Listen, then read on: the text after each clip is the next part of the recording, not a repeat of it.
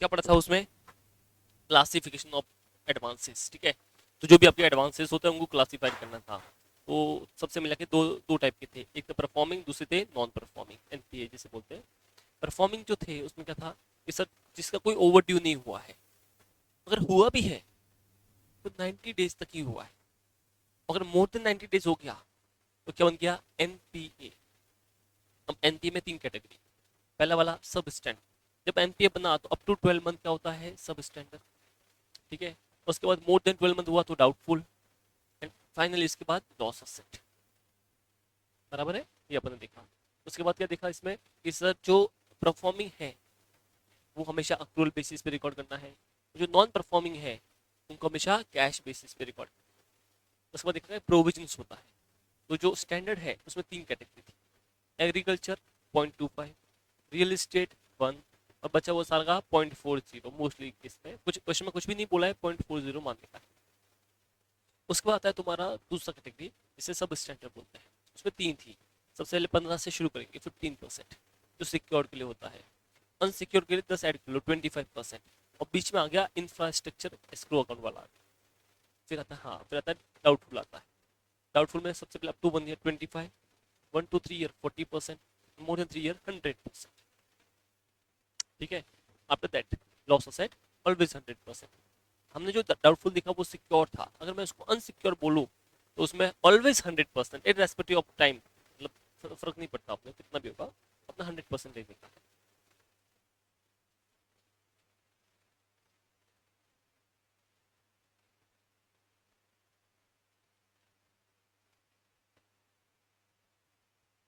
Correct.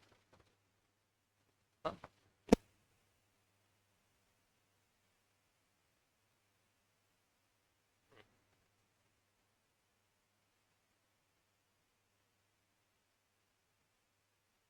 ठीक है, ये पढ़ा अपन ने। इसके बाद क्या पढ़ा था अपन ने कि सर ईसीजीसी और डीआईसीजीसी वाले कवर होते हैं, उनका प्रोविजन। तो जो ईसीजीसी डीआईसीजीसी की बात करते हैं उसमें ऐसा तो कि जो का लोन का अमाउंट है उसमें जो वैल्यू ऑफ सिक्योरिटी, जो रिलाइजेबल वैल्यू है वो माइनस कर लो। तो अब जो बचेगा उसे बोलते हैं बैलेंस अमाउंट। अब इसमें से आपने जो ईसीजीसी और डीआईसीजीसी जो भी कवर करने का बोला है वो आप माइनस कर लीजिए। अब जो बचेगा that is the unsecured portion, ठीक है। अब जो प्रोविजन बनेगा एक तो वैल्यू ऑफ सिक्योरिटी पे बनेगा, और दूसरा अनसिक्योर्ड पोर्शन सबसे लास्ट में आया उस पर बनेगा। मोटा मोटी बात ये है कि जो इसी चीज ने गारंटी दी है उसको छोड़ दो, बाकी सब पे बनने वाला। आफ्टर दैट हमने क्या देखा था कि रिबेट वाला पार्ट। रिबेट मतलब एडवांस इनकम। क्या होता है? Advance. Rebate means advance income.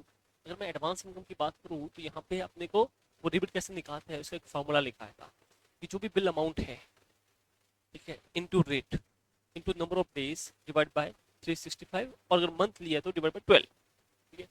अभी सर ये नंबर ऑफ डेज कैसे आएंगे? ये ईयर एंड से लेकर जो उसकी मैच्योरिटी डेट यानी लास्ट डेट जो होगी वहां से निकलेंगे। ऑलवेज फ्रॉम ईयर एंड के बाद से लेकर लास्ट डेट जो भी होती है उसके वहां तक मिलता है। अब ये जो अमाउंट मिलेगा इसे बोलते हैं रिबेट, बोलते हैं इसको। इसके बाद आगे बढ़े थे हम, इसमें हमने देखा था कि सर एंट्रीज होती है। एंट्री ऐसी होती है मान लो सर कोई ओपनिंग रिबेट होगा, ओपनिंग रिबेट था बैलेंस, उसको रिवर्स करना रहेगा। तो रिबेट एक लायबिलिटी होता है, advance income is the liability, इसको डेबिट करना पड़ेगा, सो रिबेट अकाउंट डेबिट होगा। और इनकम लेकर आ जाएंगे तो टू डिस्काउंट, ठीक है, डिस्काउंट हम बिल बोलेंगे बट मैं शॉर्ट में बोल रहा हूँ डिस्काउंट। उसके बाद bill purchase and discount account debit to cash, ठीक है, और टू डिस्काउंटिंग। देन लास्टली जो रिबेट है उस डिस्काउंट इनकम में उसको डेबिट कर लेंगे, और सॉरी क्रेडिट कर लेंगे, और डिस्काउंट को डेबिट कर लेंगे, सो डिस्काउंट टू रिबेट। और लास्ट में जो बैलेंस है वो पीएनएल में ट्रांसफर कर लो, so finally your discount on bill account debit to PNL account. अच्छा, इसका लेजर पूछे तो लेजर बना सकते हैं बिना दिक्कत के, यस लेजर बना सकते हैं आराम से। कैसे बनाएंगे लेजर? उससे सिंपल है, जो रिबेट है उसके ओपनिंग बैलेंस होंगे, क्लोजिंग बैलेंस होंगे, बाकी जो एंट्री की है वो इफेक्ट दे दो, खत्म। इसके बाद हमने देखा था कि एक अकाउंट होता है इसका नाम है AU account, acceptance and loss में अदर ऑब्लिगेशन।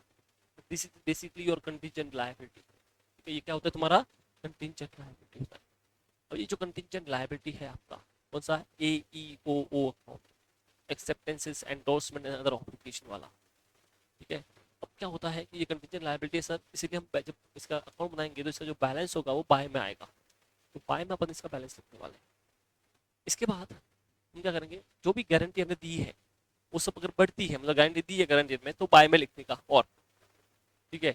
और अगर गारंटी कम होती है, चाहे ऑनर हो चाहे डिसऑनर हो चाहे एक्सपायर हो, कुछ भी हो, बाय वॉट एवर रीजन अगर गारंटी कम हो रही है, चाहे ऑनर बाय बैंक हो चाहे ऑनर बाय क्लाइंट हो, कुछ भी होगा, तो टू में लिख दो, लास्ट में क्लोजिंग बैलेंस।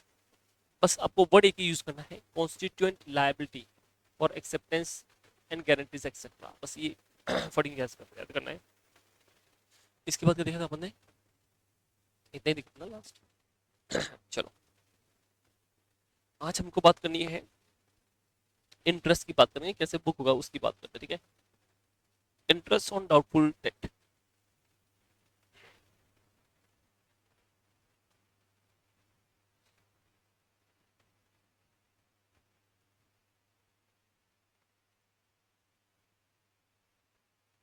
ठीक है, पेज नंबर है 285।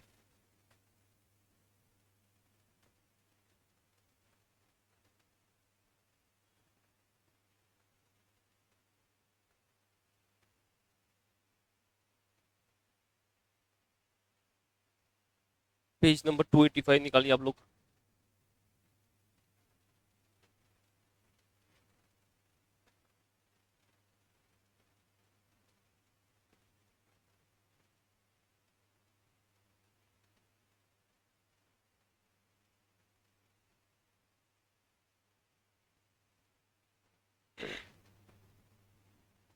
ये क्या बोलता है कि जो आपके डाउटफुल डेट है, क्या है तुम्हारे, ठीक है, उनके ऊपर इंटरेस्ट से बुक करना है, वो देख रहे हैं। तो क्या बोलते हैं, जरा ध्यान से सुनिए। When the debt is found to be doubtful at the end of the counting year, जब अपन ईयर एंड कर रहे थे तो पता चला कि ये तो जो डेट है वो डाउटफुल है, उसने पेमेंट नहीं किया है। The question may arise whether the interest on that should be credited to interest account or not, तो क्या उसका इंटरेस्ट क्रेडिट करना चाहिए नहीं करना चाहिए। There is no doubt that the interest has accrued, क्या हमने उसके ऊपर इंटरेस्ट अर्न कर लिया है, हाँ इंटरेस्ट तो अर्न किया, क्योंकि अपना ईएमआई ड्यू हो चुका है, तो इंटरेस्ट तो अर्न हो गया है। But it is equally clear that the relation of this interest is doubtful, but क्या वो इंटरेस्ट मिलने ही वाला है, नहीं। Therefore, as a prudent accounting policy, such interest should be transferred to the interest suspense account by means of the following entry. तो उस case में क्या करने का है, जो इंटरेस्ट है उसको इंटरेस्ट सस्पेंस में डालने का है। तो entry will be loan account debit to interest suspense account. In the balance sheet should be shown as a liability side, हम उसको लायबिलिटी में बनाएंगे, ठीक है। In the next year if a part of the interest is realized and the balance become bad, the following entry should be passed, बाद में वो पैसा नहीं मिलता है, हम ये एंट्री पास करेंगे, जितना इंटरेस्ट सस्पेंस है वो डेबिट हो जाएगा, जो इंटरेस्ट मिल चुका है वो इंटरेस्ट में डाल दो, और जो मिल नहीं मिला है उससे लोन को हटा दो। It should be noted that if the debtor become insolvent the bank should not take interest into account after the date of insolvency, ठीक है। अगर वो इंसॉल्वेंट हो गया है तो उसके बाद कोई इंटरेस्ट लेना नहीं है, फिर खत्म होगी बात। अब मैं इसको पूरा एग्जाम्पल के थ्रू समझा रहा हूँ, सी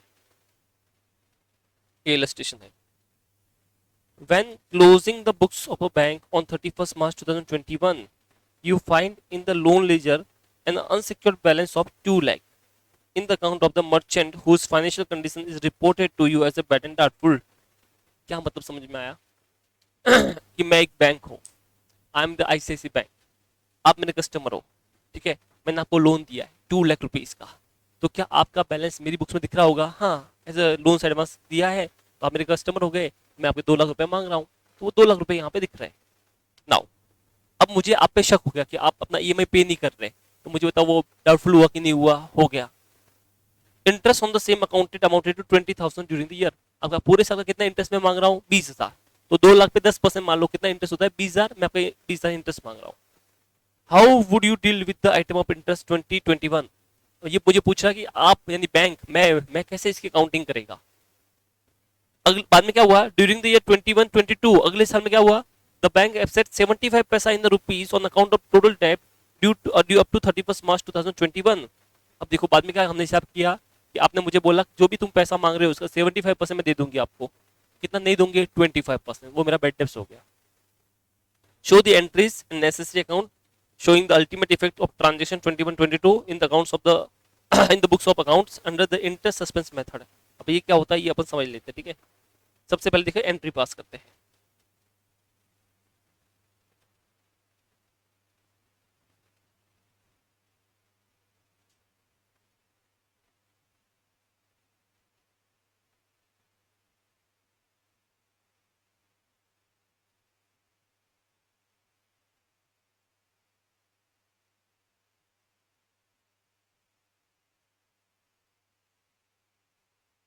अब देखिए, सबसे पहले आप मेरी बुक्स में एज डेटर्स होंगे, तो ये मेरी बैलेंस शीट है, मैं बैंक हूँ, इसमें आप मेरे एज डेटर्स दिख रहे हो। डेटर्स मतलब एडवांस दिया हुआ है, तो एज एडवांसेस दिख रहे हो आप, ठीक है। कितना दिख रहे हो, 2 लाख रुपया। अब मुझे बताइए, साल खत्म हो गया, मैं आपका इंटरेस्ट का कितना पैसा मांग रहा हूँ, 20,000 रुपये। तो मुझे बताओ, ये पैसा जो है, क्या मुझे इसको इंक्रीज करना है कि डिक्रीज करना है, इंक्रीज। मैं 2 लाख नहीं मांग रहा हूँ, अभी 2,20,000 मांग रहा हूँ। तो मुझे बताओ, डेटर्स डेबिट होता है, इंक्रीज करना है तो डेबिट करना पड़ेगा, तो हम इसको डेबिट कर लेंगे। तो अब इसको मैं बोलूंगा लोन अकाउंट, क्या बोलूंगा इसको, तो हम इसको नाम चेंज कर लेते हैं, ठीक है। हम इसको बोलेंगे लोन अकाउंट। तो यहाँ पे देखिए, लोन अकाउंट डेबिट हुआ। टू, ये किस चीज का 20,000 रुपए है, इंटरेस्ट का ना। तो मैं टू इंटरेस्ट अभी नहीं लिख सकता, क्यों, अगर इंटरेस्ट लिखा तो प्रॉफिट लॉस में चला जाएगा और इनकम हो जाएगा, जबकि मैं तो डाउटफुल आपके ऊपर। तो ये बोलता है कि इसके बदले आपको जो वर्ड यूज करना है अभी अभी के लिए करना है, इंटरेस्ट सस्पेंस। क्या करना है आपको,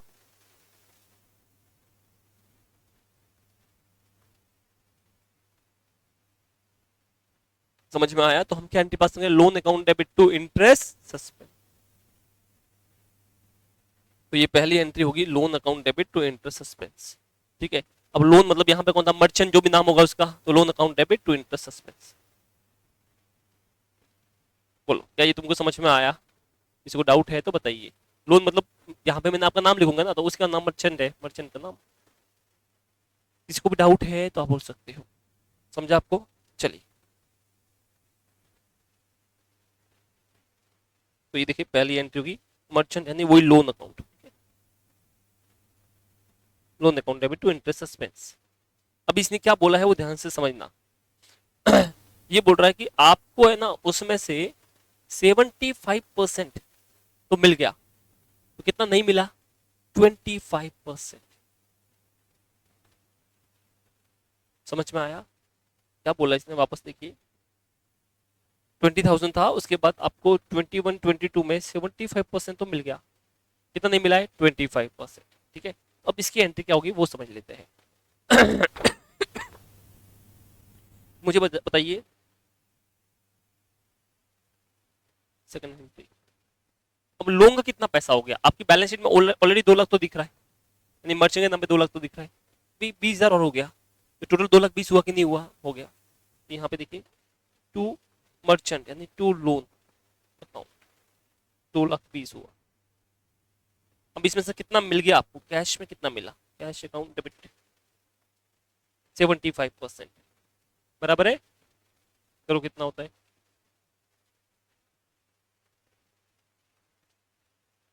वेरी गुड, 1,65,000, ठीक है। तो मैं यहाँ पर करता हूँ 2,20,000 का, ठीक है, 75%, 1,65,000।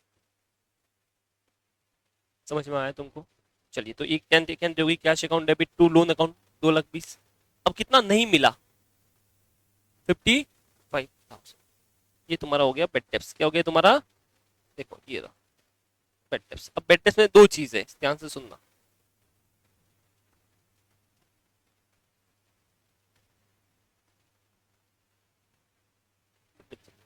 ठीक है, पर बेड टेप्स में से जो लोन का अमाउंट था वो 2 लाख था, और जो इंटरेस्ट सस्पेंस था वो कितना था, 20। तो 20 में से आपका कितना बेड टेप्स हो गया, 25%। तो हम उतना इंटरेस्ट सस्पेंस को डेबिट कर लेंगे, क्योंकि अभी वो नहीं चाहिए। इंटरेस्ट सस्पेंस अकाउंट डेबिट, चलिए बताइए। तो 20,000 का बेटा 75% करो, कितना होता है,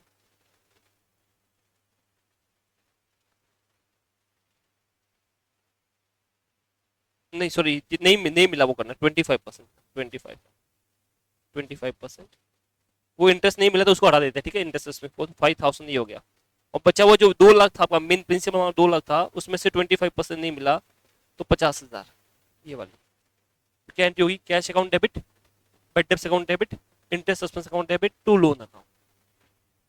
समझ में आया। तो ये पूरी एंट्री सब मर्ज हो गई, मर्ज एंट्री मैंने पास किया। अगर इसको आपको अलग अलग करना है तो कैसे करेंगे। अच्छा, एक और चीज रह गई है कि जो इंटरेस्ट सस्पेंस में अभी कितना बच गया मुझे बताओ, 20 में से 5 तो चला गया, कितना बच गया, 15, बराबर ना।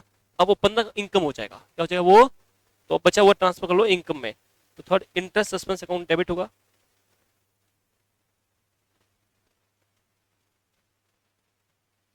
To interest income. कितना, जो 20,000 था उसका 75%, 15,000। तो ऐसे भी अपन पास कर सकते हो, इसका अलग एंट्री भी पास कर सकते हैं। एट द में रिजल्ट यही रहेगा कि आपका इंटरेस्ट का इनकम कितना होगा, 15,000। कितना इंटरेस्ट नहीं मिला, 5,000। बेटिफ्स कितना हो गया, 50,000। आया समझ में तुमको? चलो, अब देखो यहाँ पे भी इसने यही एंट्री किया बट थोड़ा अलग बेस है, मैं दिखा देता हूँ। ये तुम्हारा इंटरेस्ट 20,000 आ गया, बराबर है। अब 20 में से कितना नहीं मिलने वाला है, 5,000। तो ये देखो, ये जो 20,000 था इंटू 25% कर लो, तो 5,000 तुमको नहीं मिलने वाला है। ठीक है, जो मेन अमाउंट था वो था तुम्हारा 2 लाख।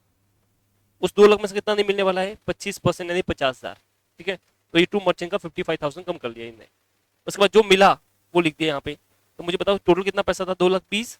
2,20,000 में से 75% मिल गया, ये एंट्री आ गई। और लास्ट में जो इंटरेस्ट इनकम है वो कहाँ पे ट्रांसफर होगा, पीएनएल में ट्रांसफर होगा। इसने लास्ट में वो 15,000 पीएनएल में ट्रांसफर कर लिया।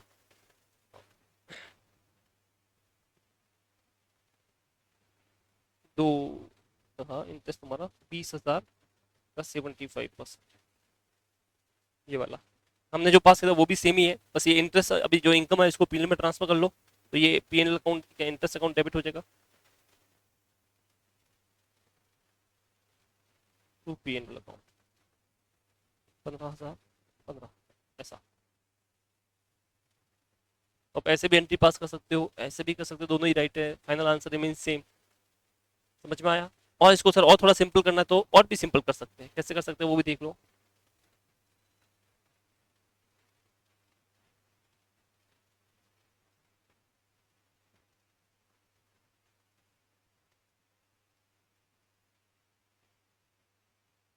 और इसको सिंपल करना है सर हमको, तो बहुत सिंपल करना है मेरे को, ठीक है चलो और सिंपल कर लेते हैं। मुझे बताइए, आपको जो भी पैसा मांग रहा है उसका 75% मिल रहा है ना, तो आपने इंटरेस्ट में कितना डाला, 20,000। ठीक है, अब ये हट जाएगा। अब ये कैसे हटेगा वो देखिए, इंटरेस्ट सस्पेंस अकाउंट डेबिट।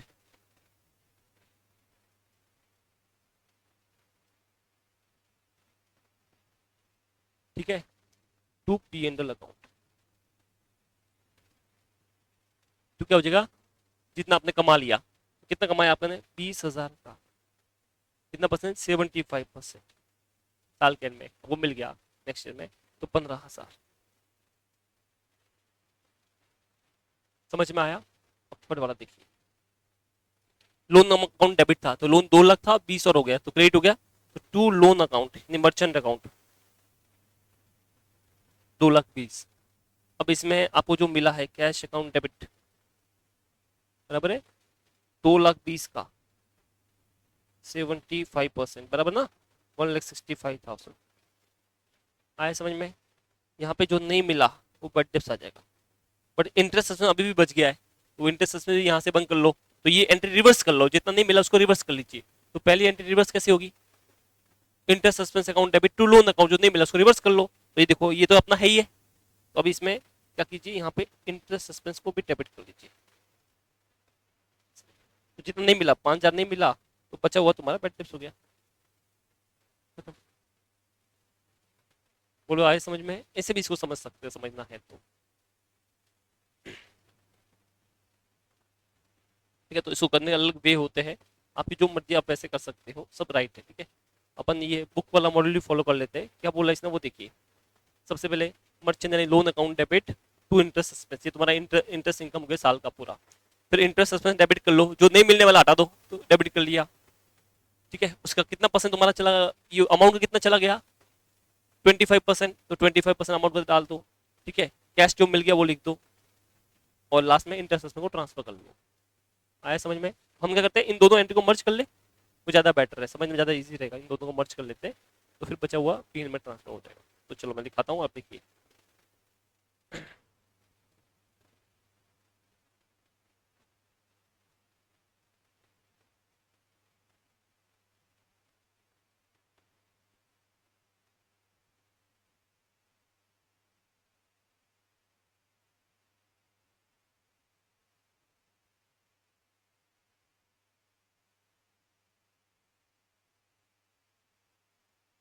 ठीक है, सबसे पहले हेडिंग आ जाइए interest on doubtful debt at the time of year end. क्या करना है आपको, जो लोन है,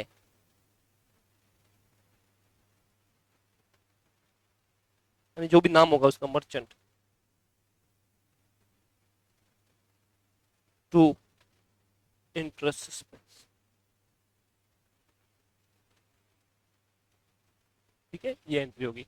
ये जो अमाउंट होगा वो इंटरेस्ट का होगा।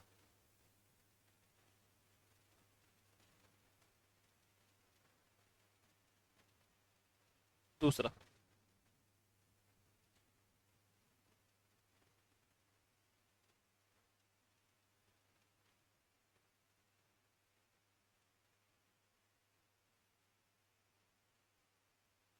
जो इंटरेस्ट रियलाइज नहीं हुआ है, कितना सिंपल करता हूं मैं, देखो उसकी रिवर्स एंट्री बेटा।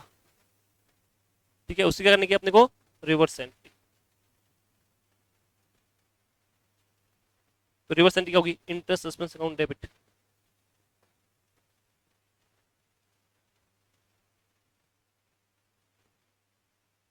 Interest account debit to loan account.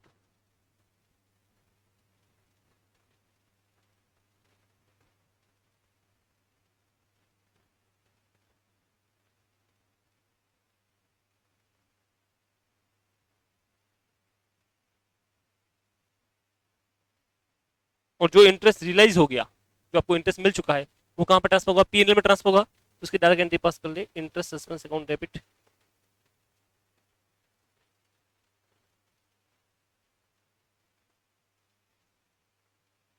हाँ, जितना नॉट रियलाइज है ना, जो नॉट अमाउंट।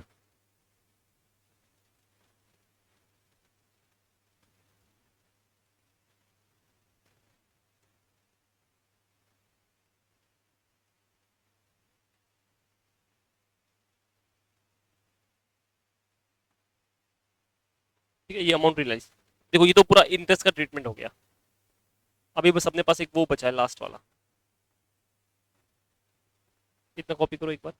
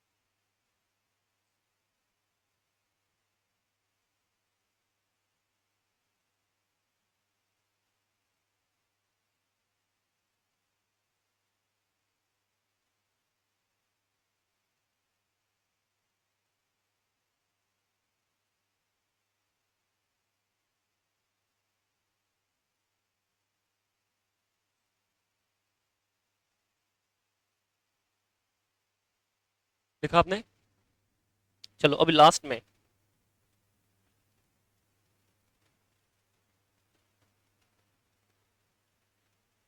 बेड डेब्ट एंट्री। तो अब देखिए,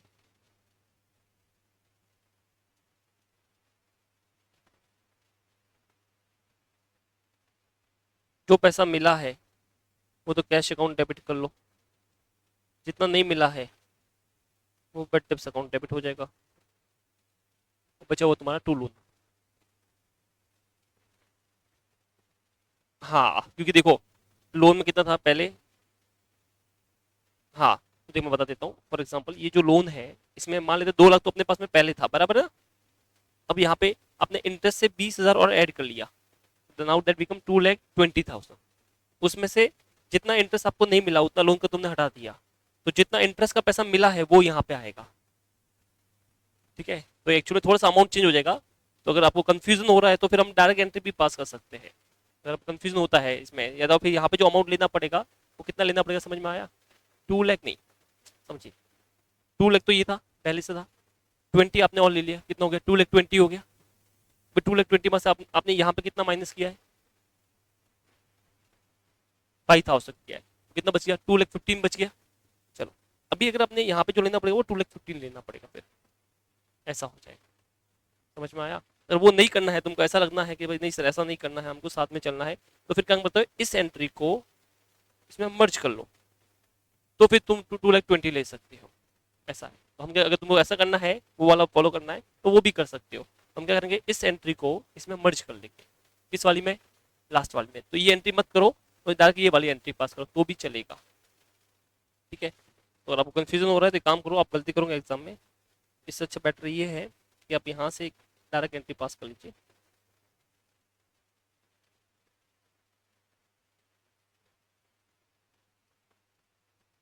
हाँ वैसा भी डाल सकते हो, तो अगर आपको यहाँ पे लगता है तो आप डायरेक्ट एंट्री पास कर सकते हो। मैं दिखा देता हूँ, एक सेकंड। अमाउंट नॉट रियलाइज्ड, ठीक है। तो उसके लिए अपन क्या एंट्री पास करेंगे वो देख लीजिए, टू लोन अकाउंट, ठीक है। इसमें जो अमाउंट आएगा, this is your outstanding loan plus interest.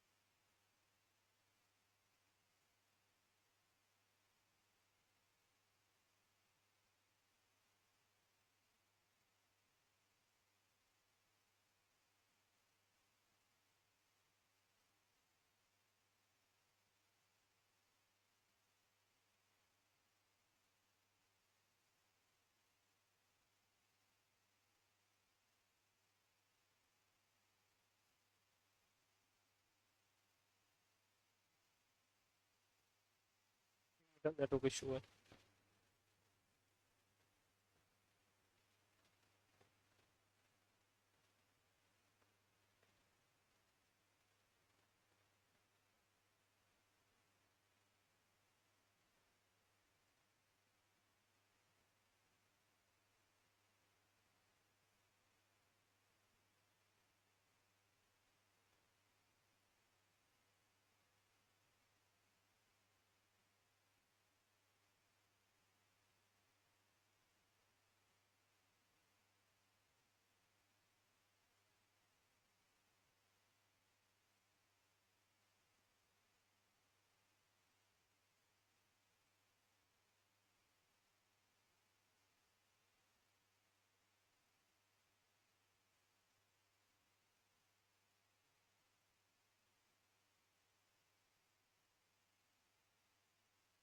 ठीक है।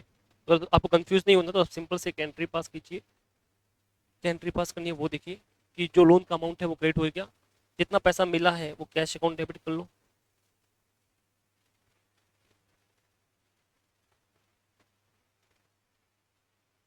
जो पैसा नहीं मिला है वो बैड डेब्ट्स हो गया। जितना इंटरेस्ट का पैसा नहीं मिला है वो इंटरेस्ट एक्सपेंस में आ गया, खत्म। ठीक है। तो जो इंटरेस्ट का पैसा नहीं मिला है वो इंटरेस्ट एक्सपेंस में आएगा, जो मेन लोन का अमाउंट नहीं मिला है वो बैड डेब्ट्स में आ जाएगा, खत्म। नहीं करना, ये 3 एंट्री से भी काम हो जाएगा तुम्हारा। समझ में आया ये वाला? तो आप ये भी कर सकते हो, तो जो आपने लिखा है उसमें चाहे तो एक्स्ट्रा ऐड कर सकते हो इतना। जो एंट्री लिखी होगी ना नंबर 2, उसमें एक्स्ट्रा ऐड कर लीजिए ये वाला, क्योंकि अपन ने इंटरेस्ट सस्पेंस टू लोन तो लिखी थी, तो उसमें ऊपर कैश और बैड डेब्ट्स ही डाल दीजिए।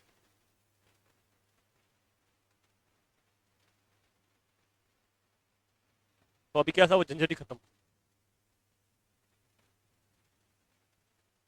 ठीक है। और आप कुछ अपने लिए लिखना तो आप ये भी लिख सकते हो, जो इंटरेस्ट अमाउंट नहीं मिला है उसके सामने इंटरेस्ट नॉट रिसीव, ऐसा लिखना, इंटरेस्ट नॉट रिसीव। और यहाँ पे लिखना loan amount not receive.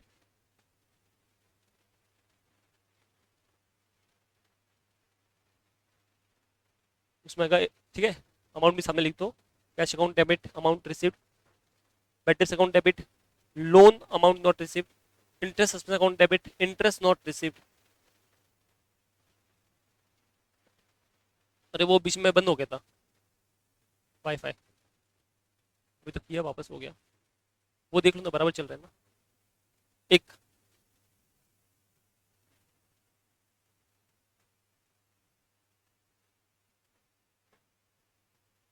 Done. चलिए तब ये क्वेश्चन कर लेते हैं अपन। अब क्वेश्चन के हिसाब से चलते हैं। सबसे पहले देखिए क्या होगा, मार्च की एंट्री आएगी, तो अब कैसे एंट्री होगी वो देख लीजिए, ठीक है।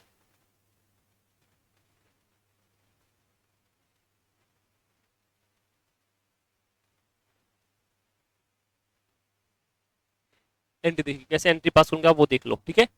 सबसे पहले वही इंटरेस्ट की एंट्री पास करेंगे, ठीक है, इंटरेस्ट ड्यू करेंगे।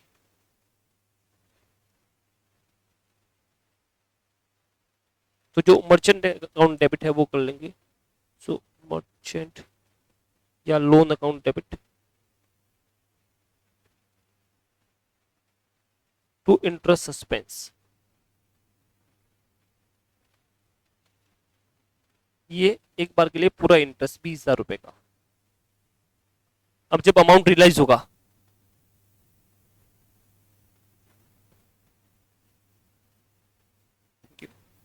अमाउंट रियलाइज होगा तब क्या एंट्री पास करेंगे वो देख लीजिए। जितना पैसा मिला वो कैश में लिख दो, ठीक है। तो 2,20,000 का 75%, यानी ये 1,65,000 मिला, तो वही तो लिख दीजिए कैश में। जो लोन का अमाउंट नहीं मिला वो बैड डेब्ट्स अकाउंट डेबिट कर लो, दैट इज जो लोन अमाउंट। हाँ, तो लोन 2 लाख था, उसका 75% कर लो, सॉरी 25%,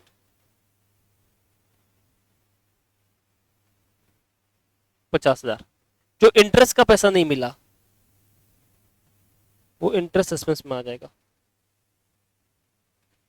तो इंटरेस्ट 20,000 था, 20 का 25% कितना होता है, 5,000 टू लोन अकाउंट, ठीक है। लोन अकाउंट मतलब अब लोन कितना हो गया, 2,20,000 का हो गया ना, तो ये टू लोन अकाउंट 2,20,000। चेक करो डेबिट क्रेडिट मैच होता है कि नहीं होता है। 1,65,000 प्लस 5 1,70,000 प्लस 50 2,20,000 हो गया। अभी जो पैसा मिल गया है, जो इंटरेस्ट का अमाउंट मिला है, वो प्रॉफिट एंड लॉस में ट्रांसफर कर दो। इंटरेस्ट रियलाइज्ड वो प्रॉफिट एंड लॉस में ट्रांसफर कर लो, तो वही इंटरेस्ट सस्पेंस अकाउंट डेबिट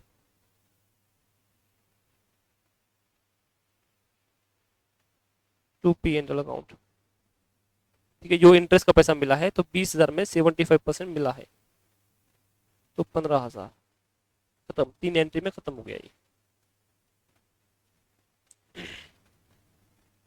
बोलो आया समझ में ये वाला।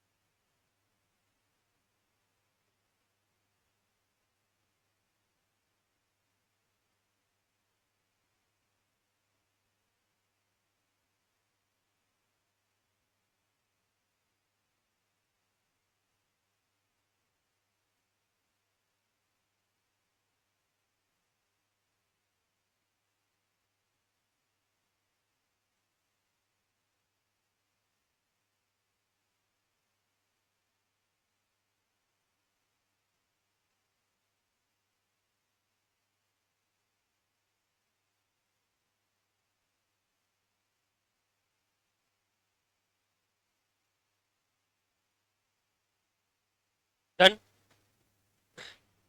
बोलिए, आपको कुछ डाउट है तो आप बोल सकते हैं, ठीक है? ये क्वेश्चन था तुम्हारा, छोटा सा था। अब इसने बोला इसका लेजर बनाओ, बताओ लेजर पोस्टिंग करना आता है कि नहीं आता है। आता है, कैसे करेंगे। सबसे स्टार्ट विद ओपनिंग बैलेंसेस। तो 2 लेजर इसने पूछे, एक मर्चेंट अकाउंट यानी लोन अकाउंट, दूसरा क्या पूछा है, इंटरेस्ट एक्सपेंस अकाउंट। तो देखो सबसे पहले ओपनिंग बैलेंस 2 लाख। अब लोन तो असेट होता है, लोन असेट है बैंक के लिए, तो टू बैलेंस आ गया। अब एंट्री आपने पहली एंट्री के पास की बताओ, loan account debit to interest suspense, तो ये loan account debit to interest suspense हो गया, 2,20,000 हो गया।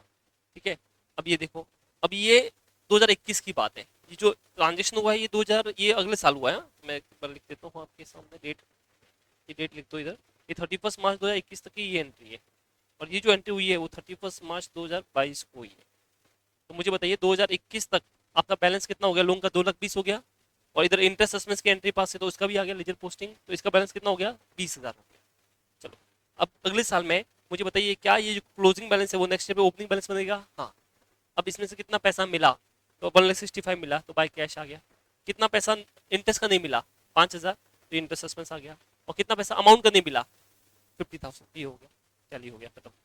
इंटरेस्ट सस्पेंस देखिए, ये ओपनिंग बैलेंस बन गया, इसमें से ये मर्चेंट का 5,000 का नहीं मिला, और जो मिला वो कितना कहाँ ट्रांसफर कर लिया, ये नहीं। कुछ नहीं करना, आपको सिर्फ लेजर पोस्टिंग करनी है, तो बहुत ईजी है लेजर पोस्टिंग। देखो ये लोन अकाउंट,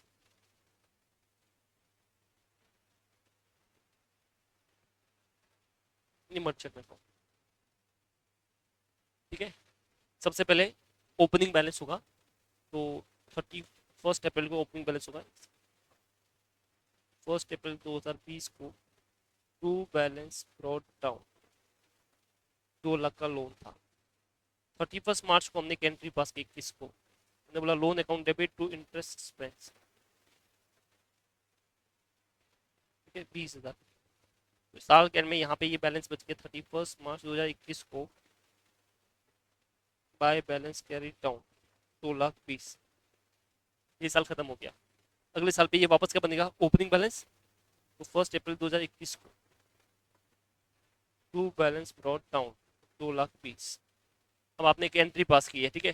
तो देखो पहली एंट्री में तो लोन आया ही नहीं है, आया तो वो एंट्री पास हो गई, दूसरी एंट्री है उसकी एंट्री पास करनी है। यहाँ पे देखिए 31 मार्च 2022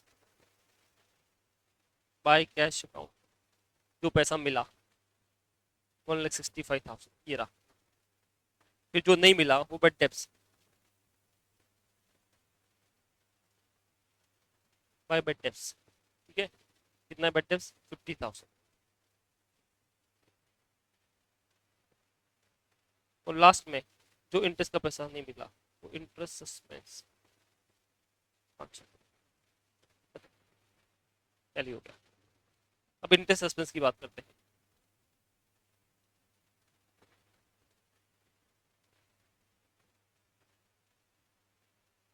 ठीक है, ये तो एंट्री अपने 31 मार्च को ही पास की है, तो यहाँ पे एंट्री पास की 31 मार्च 2021 को, हमने लिखा था bye loan, bye merchant, bye merchant, ठीक है, 20,000।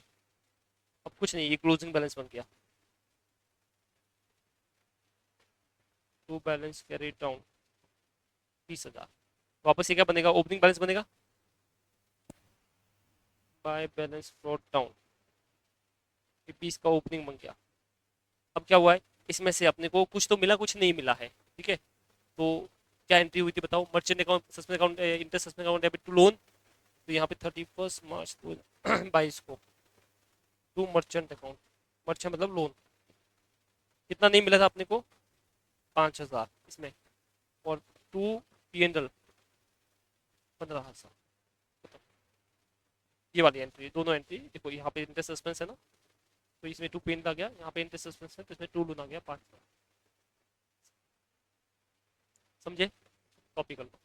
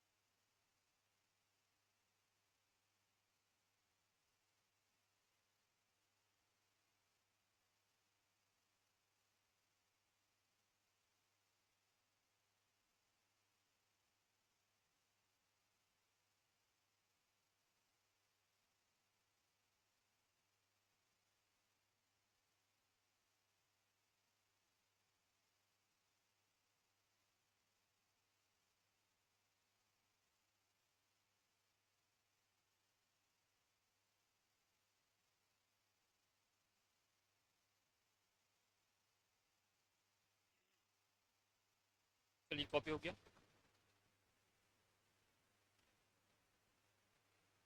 ये आपका इलस्ट्रेशन नंबर 1 भी हो गया, राइट। इलस्ट्रेशन 1 हुआ, इलस्ट्रेशन 2 भी हो गया, इलस्ट्रेशन 3 भी हो गया आपका, इलस्ट्रेशन 4 भी हो गया, इलस्ट्रेशन 5 भी हो गया, इलस्ट्रेशन 4 भी हो गया, इसके बाद 7 भी हो गया, 8 भी हो गया, 10 भी हो गया।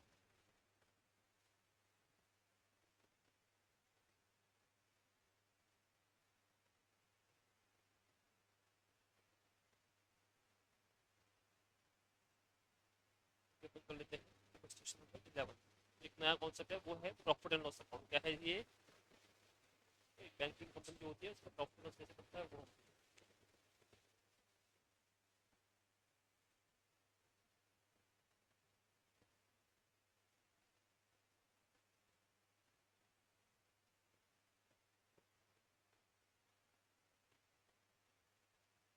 शुरू।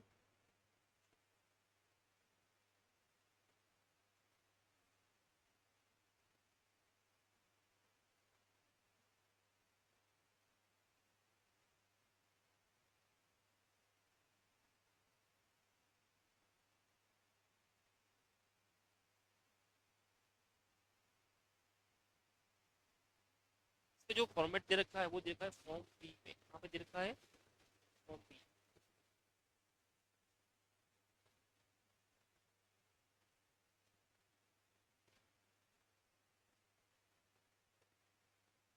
बैंकिंग कंपनी तो उसमें बैंकिंग रेगुलेशन एक्ट है, उसमें अलग अलग फॉर्म होते हैं, जैसे अपना होता है वैसे ही यहाँ पे एक फॉर्म दे रखा है, उनका शेड्यूल है, उस शेड्यूल में एक फॉर्म है, उसमें फॉर्मेट दे रखा है। फॉर्म का नाम है फॉर्म पी। क्या नाम है उसका? ठीक है, वो बोलते हैं कि प्रॉफिट लॉस कैसे बनाना है हम बताएंगे, हमारा एक फिक्स फॉर्मेट है, उसी में ही आपको बनाने का है। तो चलो फिर शुरू करते हैं।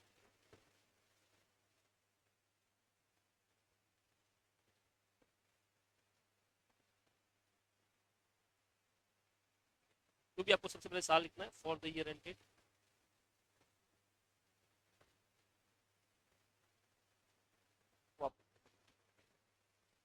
ठीक है। इसके बाद यहाँ पे पर्टिकुलर आएगा, यहाँ पे आपको शेड्यूल नंबर लिखना है, और यहाँ पे अमाउंट आएगा। अमाउंट में दो होंगे, करंट ईयर, प्रीवियस ईयर, वो तो आपको पता ही है। क्वेश्चन में सिर्फ करंट ईयर दे, करंट लिखिए, दोनों दे रखा है, दोनों लिखिए, करंट ईयर भी और प्रीवियस ईयर। मैं यहाँ पे एक ही पर लिख रहा हूँ फिलहाल, क्वेश्चन के हिसाब से आप समझ सकते हो, दो बना सकते हो। सबसे पहले मुझे बताइए सोच के कि बैंक की सबसे मेन इनकम क्या होती है, बताओ। बैंक सबसे ज्यादा पैसा किससे कमाता हो? इंटरेस्ट से। तो सबसे पहले जो हेडिंग आएगा उसका नाम है इनकम, उसमें जो आने वाला है उसका नाम है इंटरेस्ट। इंटरेस्ट अर्न क्या होता है? इंटरेस्ट। शेड्यूल नंबर शुरू होता है बेटा 13 से। क्यों सर? 1 to 12 कहाँ पे गए? बैलेंस शीट में। पहले बैलेंस शीट आएगी फिर पीएन आएगा। 1 to 12 तक बैलेंस शीट होती है, 13 से प्रॉफिट लॉस शुरू होता है, 13 नंबर से शुरू। अब इंटरेस्ट को छोड़कर बाकी जो भी इनकम है उसे डालेंगे अदर इनकम में। कहाँ पे डालने वाले हैं? बची हुई जो भी आपकी इनकम होगी अदर इनकम का पार्ट होगी, उसका शेड्यूल नंबर 14 बनेगा। बस ये तुम्हारी टोटल इनकम होगी। ये वाला इनकम में तो इतना ही था। फिर नंबर 2 एक्सपेंसेस। बताइए बैंक का सबसे बड़ा खर्चा कौन सा होता होगा? सोचो, बैंक सबसे ज्यादा क्या चीज का पेमेंट करता होगा? इंटरेस्ट का ही। ठीक है, सेविंग अकाउंट, करंट अकाउंट जो होता है, एफडी होती है। Interest expanded,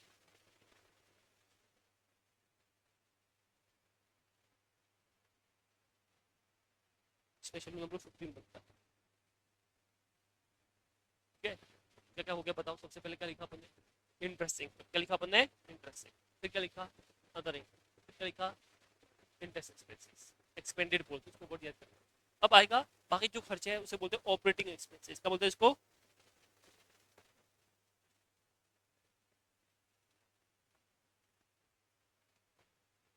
special number 16। इसके बाद कुछ प्रोविजन बनाने पड़ते हैं जो अपन देखा था, स्टैंडर्ड सेट, सब स्टैंडर्ड सेट का, उनके लिए अलग से हेडिंग आएगा। इसका नाम है प्रोविजंस एंड कंटिजेंसीज, ये हेडिंग आता है। बट इसका कोई शेड्यूल नहीं बनता है, इसका वर्किंग नोट बनता है, शेड्यूल में नहीं आएगा, खत्म होगी बात। इसमें से आप ये माइनस कर लो, तो ये तो तुम्हारा इनकम हो गया, एक एक्सपेंस हो गया। अब आप इसमें से माइनस तो क्या मिलेगा, प्रॉफिट मिलेगा। तो थर्ड जो हेडिंग है उसका नाम है प्रॉफिट एंड लॉस।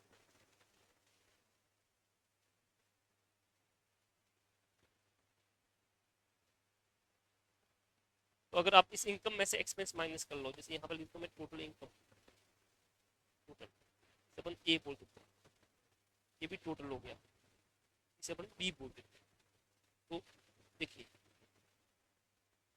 प्रॉफिट और loss during the year, current में कितना प्रॉफिट और लॉस कमाए, ए माइनस बी कर लो, आपको करंट का प्रॉफिट मिल जाएगा, कितना प्रॉफिट आया समझ में ये वाला। अच्छा यहाँ पे अगर आपको टोटल प्रॉफिट लेना पड़ेगा, ये तो करंट का है, क्या इससे पहले साल भी हमने प्रॉफिट कमाए होंगे, हाँ, तो वो प्रॉफिट भी इसमें ऐड कर लो।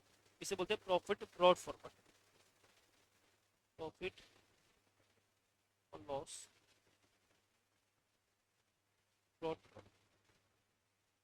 तो जो पुराने प्रॉफिट होंगे वो इसमें ऐड कर लीजिए। अब जो मिलेगा this is your total profit, अब तक कितना प्रॉफिट कमाया वो सब मिलकर बैंक में आया समझ में तुमको। ठीक है, तो पहले का क्या हो गया, इंटरेस्ट हो गया, दूसरा क्या हो गया, एक्सपेंसिव हो गया। इंटरेस्ट में कितनी चीजें, ठीक है दो, इनकम में दो होगी, एक्सपेंस में कितनी चीजें तीन, और ये बाद में प्रॉफिट आ गया, करंट का प्रॉफिट पुराना प्रॉफिट सब मिला दिया। अभी लास्ट हेडिंग आएगा अप्रोप्रिएशन, क्या आएगा अपना फोर्थ वाला जो हेडिंग है that is your appropriation.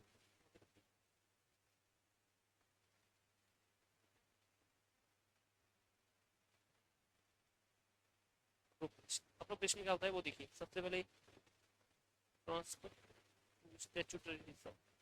Bank को क्या होता है कि जो भी उसका पैसा कमाया है उसमें कुछ परसेंट एक स्टैट्यूटरी रिजर्व में मेंटेन करना पड़ता है, तो वो कम हो जाएगा, तो यहाँ पे लिखेंगे ट्रांसफर टू स्टैट्यूटरी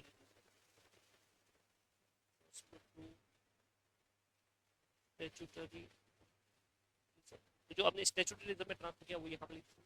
इसके अलावा भी कभी कभी अदर रिजर्व में ट्रांसफर कर सकती है bank, transfer to other reserve, वो यहाँ पे आ जाए।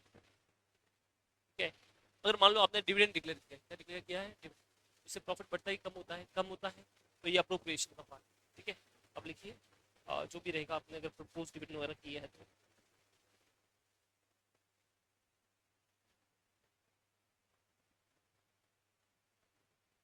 वो है, तो यहाँ पे आ जाएगा।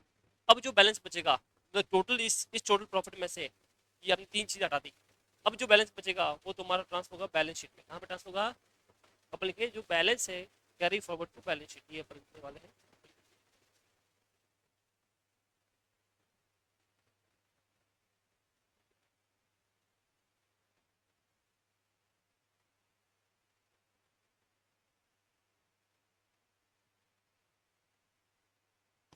ये जो बैलेंस है ये बैलेंस शीट लिखना, बस इतना ही, इतना छोटा सा अपना प्रॉफिट एंड लॉस। मोटा मोटी इनकम में इंटरेस्ट इनकम में होता है, बाकी अदर एक्सपेंस हो गया, इनकम इंटरेस्ट इनकम में होगा, बाकी अदर इनकम हो गया, एक्सपेंस में इंटरेस्ट एक्सपेंस में होगा, बाकी ऑपरेटिंग एक्सपेंस हो गया। इसके अलावा क्योंकि यहाँ पे प्रोविजन बनते हैं तो प्रोविजन एंड कंटीजेंसी नाम की हेडिंग आ गई। फिर प्रॉफिट एंड लॉस आएगा, जो करंट में कमाया ए माइनस बी, उसके अलावा जो भी आपका पहले का प्रॉफिट है वो ऐड कर लो, तो आपको टोटल प्रॉफिट मिल गया। अब इसमें से आपको अप्रोप्रिएशन करना है, सबसे पहले स्टैट्यूटरी रिजर्व में, इसके अलावा किसी दूसरे रिजर्व में ट्रांसफर किया है क्वेश्चन में बताएगा तो वो भी ट्रांसफर कर लो। ठीक है, तो डिविडेंड डिक्लेयर किया है तो वो प्रपोज डिविडेंड हो गया, और लास्ट में क्या आएगा, बैलेंस कहाँ पे आएगा, बैलेंस शीट। कॉपी कर लीजिए।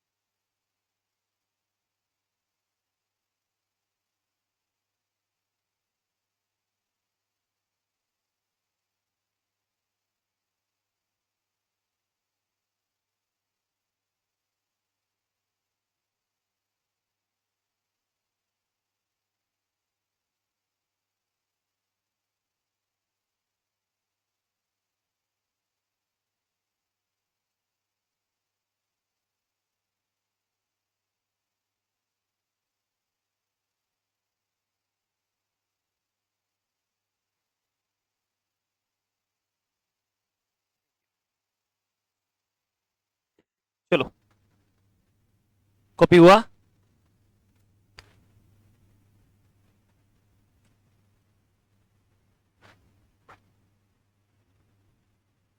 ये है आपका फॉर्मेट। अब शेड्यूल नंबर क्या होता है? तो आपने कंपनीज का बैलेंस शीट देखा है, उसमें पता नोट नंबर होते हैं, बस वैसे ही बैंक में क्या होता है, शेड्यूल नंबर। तो इसकी जो डिटेल है, जैसे ये इंटरेस्ट अर्न में क्या क्या चीज़ आएगी, वो सब आपको वहाँ पे नोट शेड्यूल में मिल जाएगा। अदर इनकम में क्या क्या आएगा, वो सब शेड्यूल में मिल जाएगा। इस तरह से ये होता है इसका, ठीक है। फॉर्मेट बुक में दे रखा होगा शायद।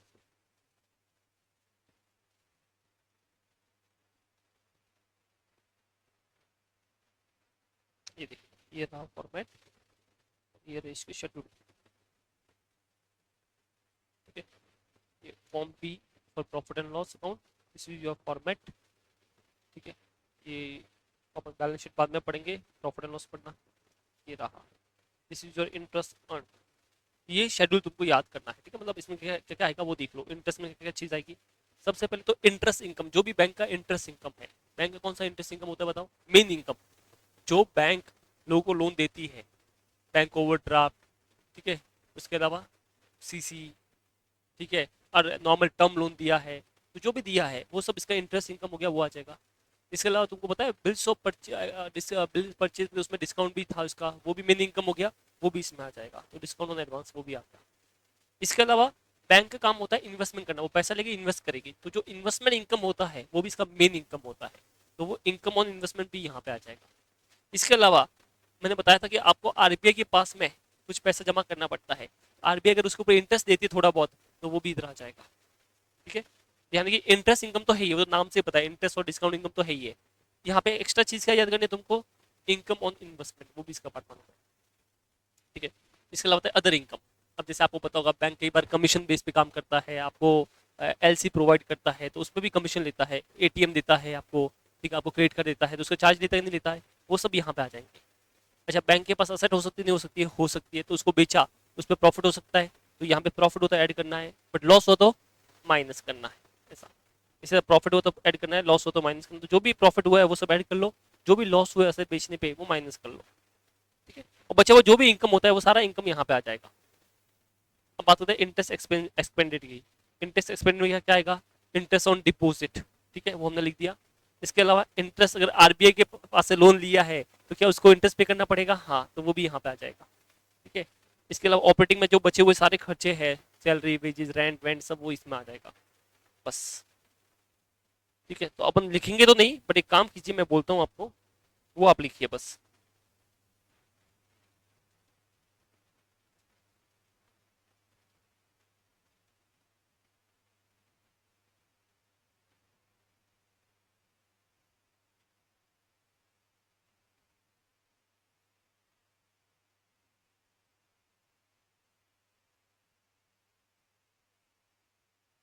क्या पेज नंबर है अपना इसका, 282,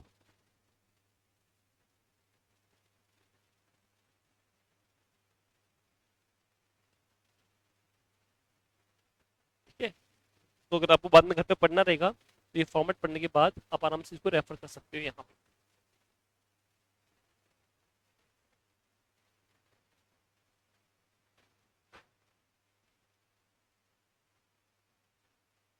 डन, समझ में आया आपको? किसी को भी डाउट है तो आप बोल सकते हैं, ठीक है। चलो, तो एक क्वेश्चन कर लेते हैं, फिर ये हो जाएगा। मतलब देखो, मोस्टली मैं, मुझे लगता है कि आपको अगर आने के चांस हुआ, तो अभी तक जो कॉन्सेप्ट के छोटे मोटे, उसमें से 4 या 5 मार्क का आएगा, या प्रॉफिट एंड लॉस आएगा। बैलेंस शीट बड़ी हो जाती है, वो कम चांस है उसको देने का। तो आपको मोस्टली तो या रिबेट वाला सबसे इंपॉर्टेंट है, रिबेट वाला सबसे ज़्यादा आता है। और दूसरा जो आता है इसका, ये एडवांसेस वाला जो होता है ना, प्रोविजन वाला, वो आता है। तीसरा जो आता है वो प्रॉफिट एंड लॉस का आता है। एक सम दे रखा है प्रॉफिट एंड लॉस का, वो कर लेते हैं, फिर खत्म हो जाएगा, ठीक। फिर बैलेंस शीट बचे हो तो ऐसे बता दूंगा फटाफट। चलिए, the following are the figure extracted in the from the books of Y Bank Limited, Scheduled Commercial Bank, 31st March 2021.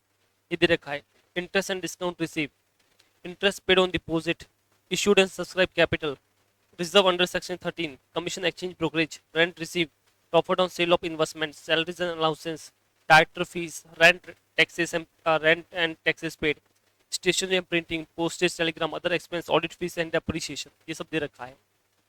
Provision for bad and doubtful debt कितना है, 2 लाख रुपया, रिबेट बोल रहा है, रिबेट कितना है तुम्हारा 7,500। प्रोवाइड इनकम टैक्स कितना प्रोवाइड करना है, 3,000, 3,50,000। और लास्ट में क्या बोला है, the director decide to declare 10% dividend. ये सब दे रखा है, आपको सिर्फ प्रॉफिट एंड लॉस बनाने का है। तो सबसे पहले तो बनाएंगे फॉर्मेट, पूरा फॉर्मेट बनेगा यू का यू एज इट इज। तो फॉर्मेट बनाने का है, तुम शुरू हो जाओ, अमाउंट मत लिखना बस, फॉर्मेट बनाओ, ये अमाउंट छोड़ देना ऐसा, ये मत लिख, वापस फॉर्मेट बनाओ क्योंकि याद भी हो जाएगा साथ साथ में। ठीक है, तो जब लिख रहे हो तो बोल के लिखो हल्के से, ताकि याद हो जाएगा।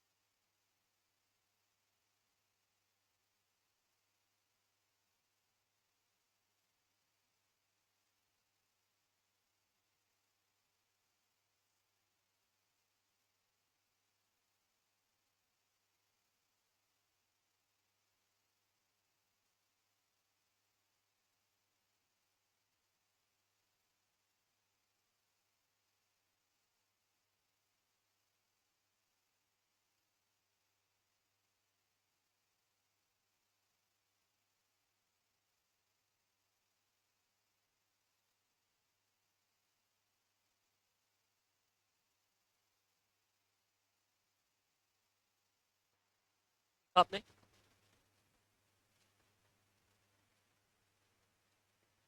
चलो, तो ये फॉर्मेट हो गया तुम्हारा, बराबर है। अभी क्या करना है वो देखो,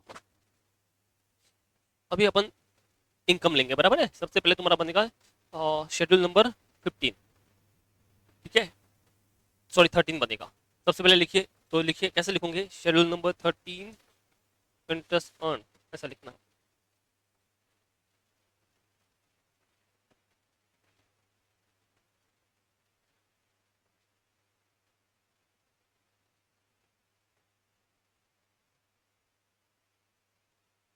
शेड्यूल नंबर 13 इंटरेस्ट अर्न। इसमें आइटम नंबर 1 कौन सी होगी? आइटम नंबर 1 देखिए, ये इंटरेस्ट एंड डिस्काउंट रिसीव आएगा कि नहीं आएगा? आएगा। तो ये लिख देते हैं इंटरेस्ट एंड डिस्काउंट रिसीव।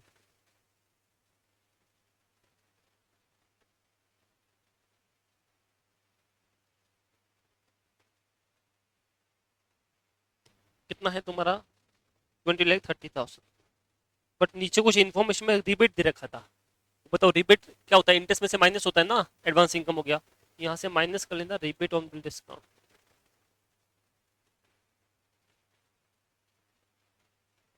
7,500 कितना था?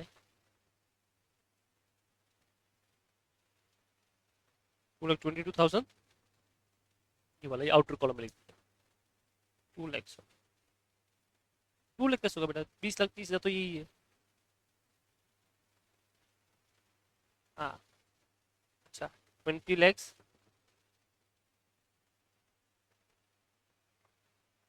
2 लाख बोल रहे थे ना। चलो बोलो समझ में आया ये वाला? अभी आगे बढ़ते हैं। और क्या इसमें आ सकता है मेन इनकम? क्या कोई दूसरा मेन इनकम है? इंटरेस्ट पेड ऑन डिपॉजिट वो तो नहीं आएगा, बस आई गेस, और तो कुछ नहीं है ना? नहीं, इतना ही तो रिबेट हो गया अपना, और तो कुछ भी नहीं है। बस ये तुम्हारा मेन इनकम है। तो ये जब इंटरेस्ट यहाँ पे लिख रहे हो, ठीक है, जब आप यहाँ पे लिखोगे इंटरेस्ट अर्न में, तो वहां पे आपको लिखना है, क्या लिखना है? 20,22,500। इससे अच्छा इसके अलावा क्या क्या चीज़ें आ सकती है बताओ? इसके अलावा चीज़ आ सकती है तुम्हारा, फॉर एग्जांपल डिस्काउंट हो सकता है, या इनकम ऑन इन्वेस्टमेंट हो सकता है, वो भी आ सकता है, तो वो नीचे लिख देते हैं फिर टोटल मार्क। यहाँ पे अपन लिखेंगे इधर 20,22,500।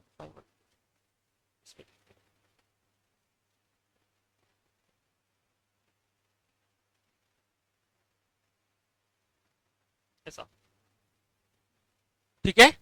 अभी दूसरा, अदर इनकम। अब अदर इनकम में क्या आएगा बेटा? तो सिंपल है, जो अदर इनकम है, जैसे फॉर एग्जांपल यहाँ पे देखो मैं टिक मारता हूँ, देखो आप,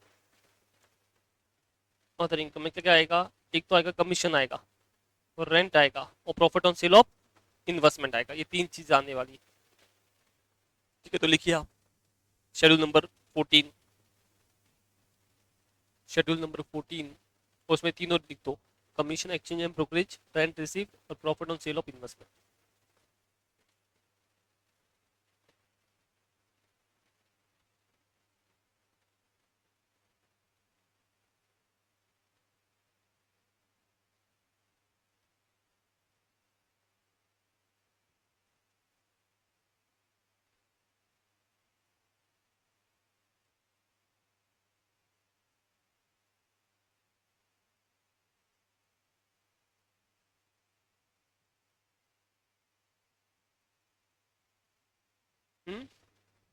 हाँ,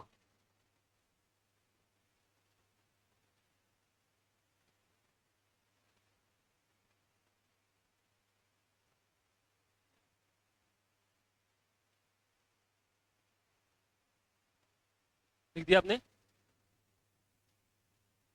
चलिए, इसके बाद इनकम तो हो गया, इनकम का टोटल मार सकते हो। तो इनकम का टोटल मारोगे तो आपको कुछ ऐसा मिलेगा।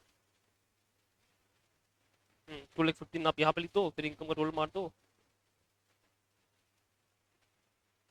तो ये आपको 22,37,500 मिलता है, बराबर है। अभी इंटरेस्ट एक्सपेंडेड, तो यहाँ पे एक ही इंटरेस्ट एक्सपेंडेड है अपने पास में, ये रहा interest, yes, interest paid on deposit, और तो कुछ है ही नहीं। इंटरेस्ट पेड ऑन डिपॉजिट ये लिख दीजिए। नहीं, उसका बनाना पड़ेगा, शेड्यूल बनाना पड़ेगा।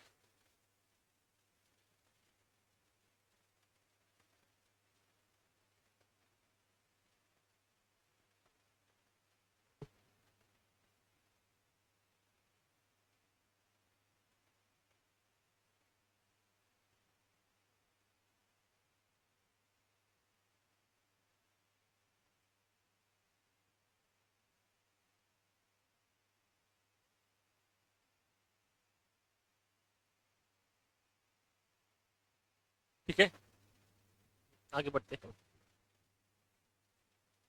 इसके बाद क्या आएगा वो देख लो। तो उसके बाद क्या आता है, ऑपरेटिंग एक्सपेंसेस, बराबर है। अब सारे जितने भी एक्सपेंसेस सब इसमें आ जाएंगे। डायरेक्टर फीस, सैलरीज, तो पहले सैलरीज, फिर डायरेक्टर फीस, फिर rent, stationery, postage, other expense, audit fees, depreciation. तो जो यहाँ पे टिक किए हुए हैं वो सब लिख दो।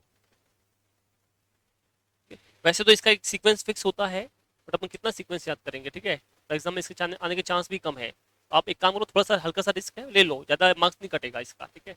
बट आप वो सीक्वेंस याद करने से छोड़ दो, डायरेक्ट लिख दो। चेकर होगा उसको भी याद नहीं होगा सीक्वेंस, तो आप बिंदास लिखो।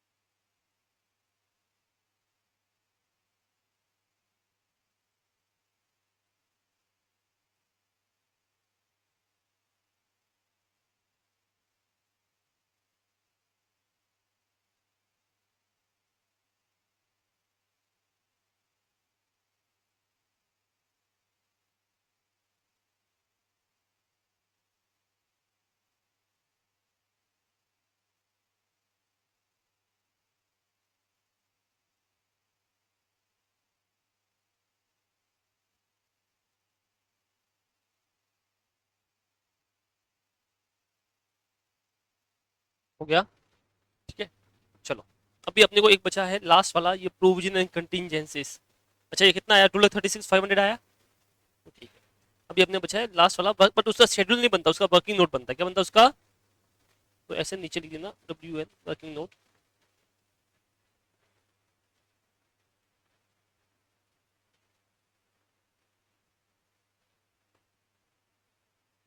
प्रोविजन एंड कंटिजेंसी से आप लिख दो, ठीक है। क्या लिखोगे इसमें, देखो जो प्रोविजन होते हैं वो इसमें आते हैं। तो बताओ यहाँ पे क्वेश्चन में कौन कौन से प्रोविजन दे रखे हैं। क्या आपके क्वेश्चन में नीचे इन्फॉर्मेशन में provision for bad and doubtful debt है कि नहीं है, वो बनाया हुआ है। अच्छा, कई बार ये नहीं दे रखा होगा, बनाना पड़ेगा। तो वही वो स्टैंडर्ड सब स्टैंडर्ड वाला आप वर्किंग में बना लो और लिख दो, ठीक है। तो यहाँ पे देखिए, provision for bad and doubtful debt ये दे रखा है, कितना है, 2 लाख। कितना है, 2 लाख।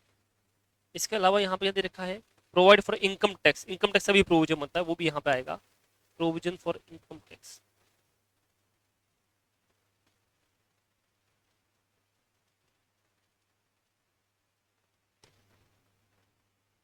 3,50,000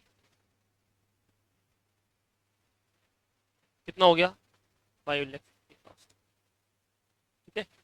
तो ये 5,50,000 का तुम्हारा सीधा आप लिख दो वहां पे सामने, ये 5,50,000 आ गया, ठीक है। इसको कोई शेड्यूल नहीं बनता, याद रखना,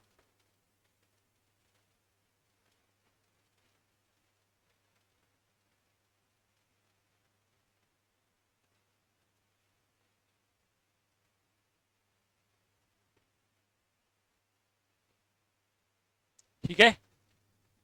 अभी क्या होगा वो देखिए, अभी आपको एक काम करना है, इस इनकम में से इस एक्सपेंस को माइनस करना है, तो you will get the profit और लॉस, बराबर है। कितना है, 2,49,000। अब प्रीवियस ईयर में कितना प्रॉफिट था वो दे रखा, मारो गोली, कुछ नहीं लिखना। तो टोटल हो गया तुम्हारा 2,49,000।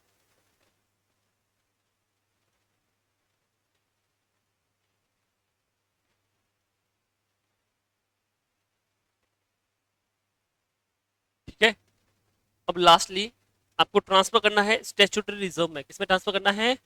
अब देखो नॉर्मल रूल ये है कि कंपनी का जो भी प्रॉफिट होता है minimum you have to transfer 25% of that net profit. आपको 25% ट्रांसफर करना पड़ेगा।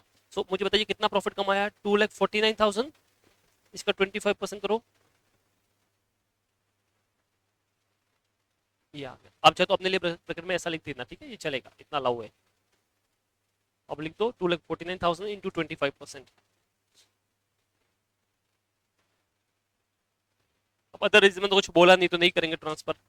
अब बात करनी है डिविडेंड की। किसी बात करनी है? डिविडेंड जो होता है वो हमेशा कैपिटल पे मिलता है, पता है ना, शेयर कैपिटल पे। कितना कैपिटल है आपका? 5 लाख। तो 5 लाख पे 10% कितना होता है? 50,000। ये 50,000 का डिविडेंड हो गया तुम्हारा। लिख दो ब्रैकेट में 5 लाख इंटू 50,000, 10% इक्वल टू 50,000। अच्छा, जहां पे 5 लाख लिखा ना वहां पे नीचे पेंसिल से लिखना इक्विटी शेयर कैपिटल, ताकि तुम भूलो नहीं, बाद में ढूंढोगे सर ये 5 लाख कहां से आया। फिर नीचे लिख दो इक्विटी शेयर कैपिटल, ईएससी लिख दो, इक्विटी शेयर कैपिटल। अब तुम्हारे पास में टोटल 2,49,000 था, उसमें 62,250 तो आपने रिजर्व में ट्रांसफर कर लिया, 50 का डिविडेंड बांट लिया। बताओ बैलेंस शीट में कितना जाएगा?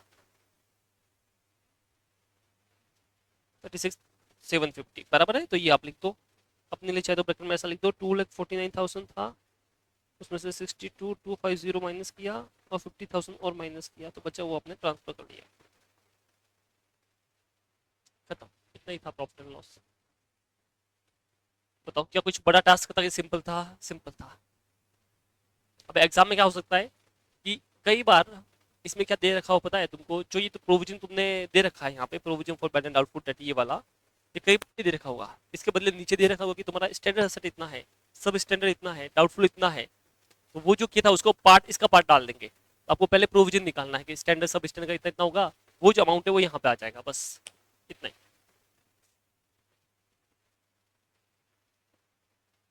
ठीक है, तो ये था तुम्हारा प्रॉफिट एंड लॉस। क्या था आपका? Profit and loss.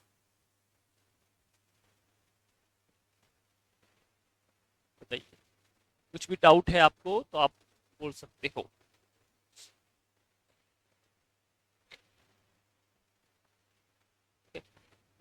अभी अपना है बैलेंस शीट।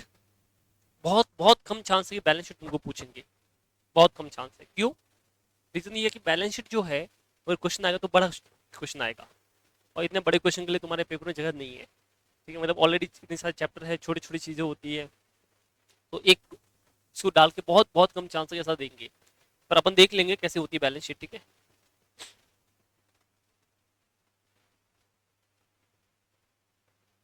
बैलेंस शीट का जो फॉर्मेट है वो है फॉर्म ए में।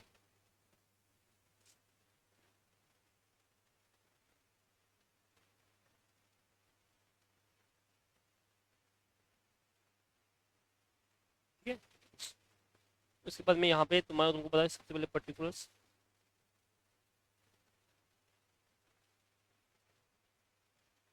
यहाँ पे शेड्यूल नंबर, यहाँ पे अमाउंट, फिक्स फॉर्मेट हो गया। ठीक है, अभी क्या क्या लिखना है वो देख लो।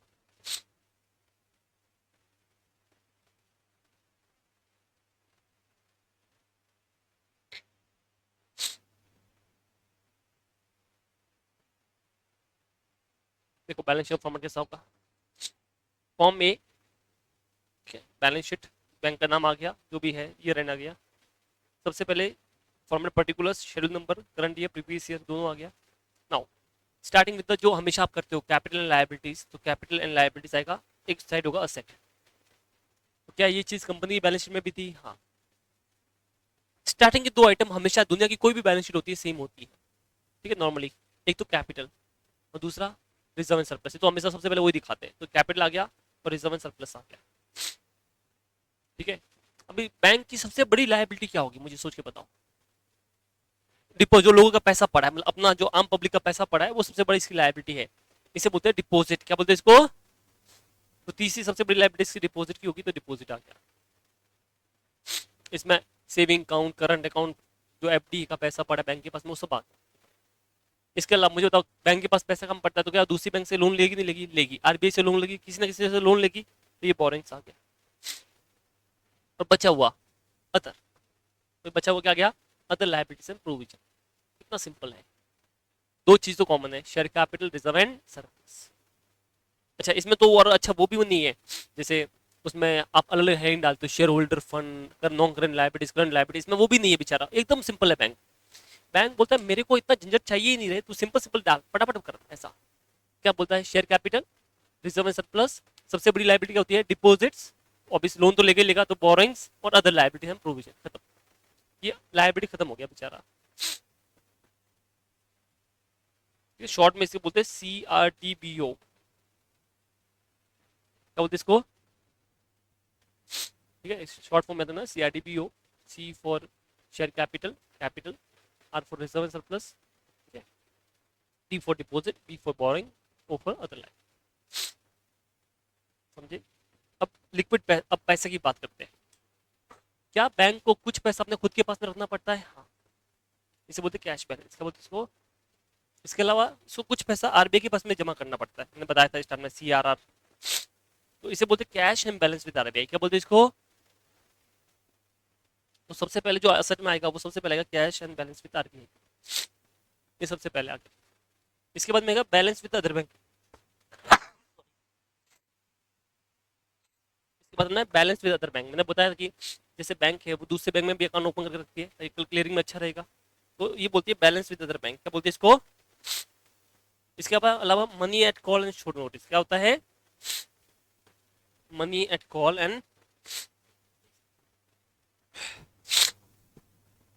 उसके बाद आता है इन्वेस्टमेंट, क्या आता है, फिर आता है एडवांसेस, क्या आता है, फिर आता है फिक्स असेट, और लास्ट में आता है अदर असेट। अब क्या होता है वो समझो।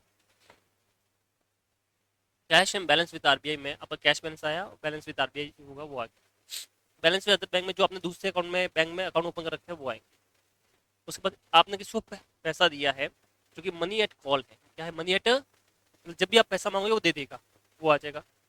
फिर आप इन्वेस्टमेंट करोगे, क्या करोगे, ऑब्वियसली आप शेयर मार्केट में म्यूचुअल फंड में इन्वेस्टमेंट करने वाले हो तो वो आ जाएगा। फिर आएगा एडवांसेस, क्या आएगा, ये एडवांस क्या होगा, कोई लोन जो आपने दिया है, टर्म लोन, CCOD, वो सब आते हैं। फिर फिक्स असेट, क्या आएगा, बिल्डिंग प्लांट, बची हुई जो भी है वो सब आएगा अदर।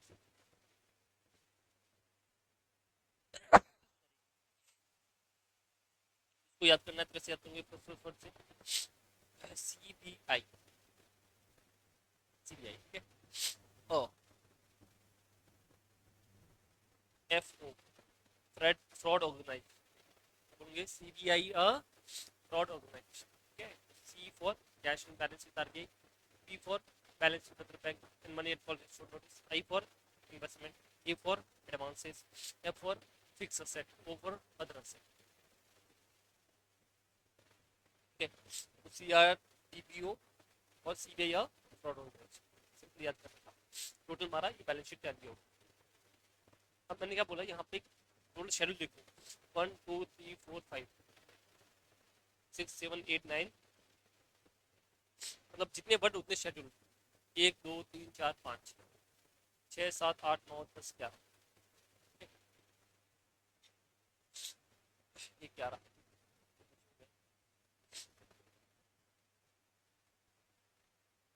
उसके बाद यहाँ पे लेना है तुमको कंटिजेंट लायबिलिटी, लेना है वो यही ऊपर में याद है, वो यहाँ पे आ जाएगा नीचे, बट वो नीचे आता है, बैलेंस शीट के अंदर नहीं आता, नीचे है पूर्ण होने के बाद,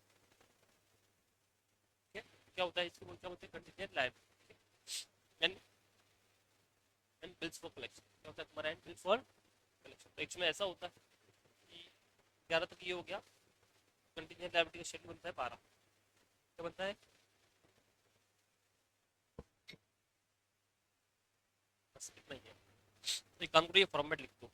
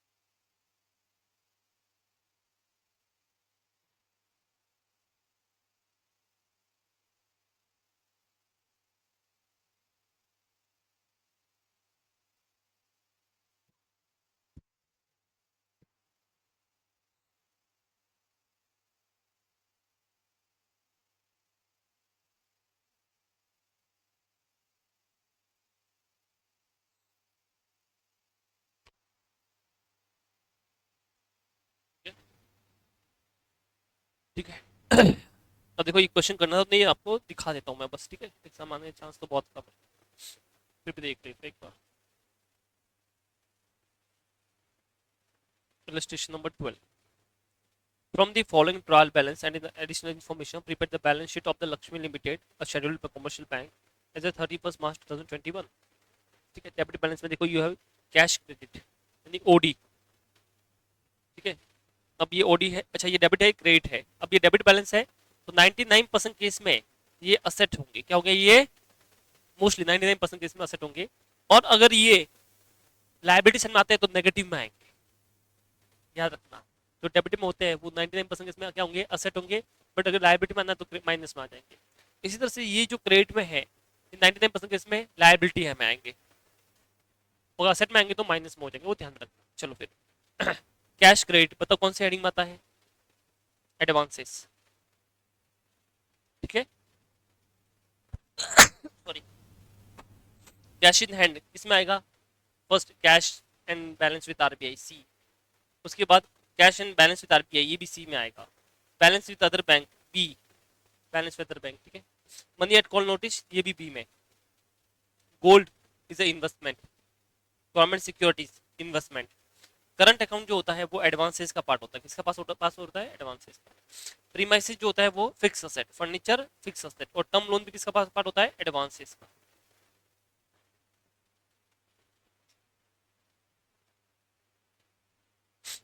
बोलो समझा, इसको डाउट है तो आप बताइए।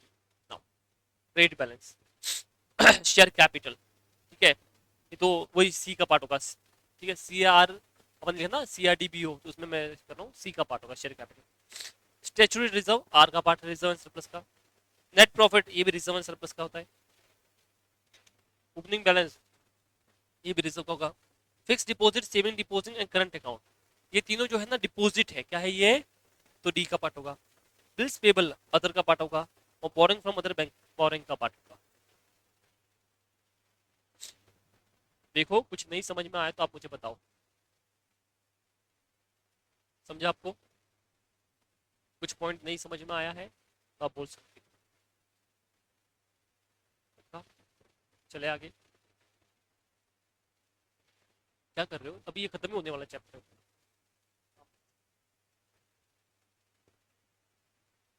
हाँ हाँ हाँ, ठीक है, समझा। अभी इसने बोला कि ये तुम्हारा बिल्स फॉर कलेक्शन है, तो ये कंटिंजेंट लायबिलिटी होता है, क्या होता है ये, ठीक है। ये एक्सेप्टेंस एंडोर्समेंट ये भी क्या होता है, कंटिंजेंट लायबिलिटी। ये claim against the bank not acknowledged debt, मतलब किसी ने अपने ऊपर केस किया है, अब तक हारे नहीं अपन, तो ये भी क्या हो गया, कंटिंजेंट लायबिलिटी। ये तीनों जो है वो तीनों कंटिंजेंट लायबिलिटी का पार्ट होंगे, कहाँ का पार्ट होंगे, कंटिंजेंट लायबिलिटी। शेड्यूल नंबर 12 है, कौन सा शेड्यूल नंबर है तुम्हारा, 12, उसमें आएंगे। अब लास्ट बचा है depreciation charges on premises and furniture. तो हाँ, तो ये कैसा है वो समझिए। ये जो मेरा फिक्स असेट है, किधर गया फिक्स असेट, ये तीनों फिक्स असेट है, दोनों है मेरे हिसाब से, हाँ तो ये दो फिक्स असेट है, देखो, प्रीमाइसेस एंड फर्नीचर। ठीक है, ये वाला। अब ध्यान से समझिए मैं क्या बोलता हूँ। ये जो डेप्रिसिएशन है, ये क्या इसके अंदर चार्ज करना बाकी की ऑलरेडी हो चुका हो,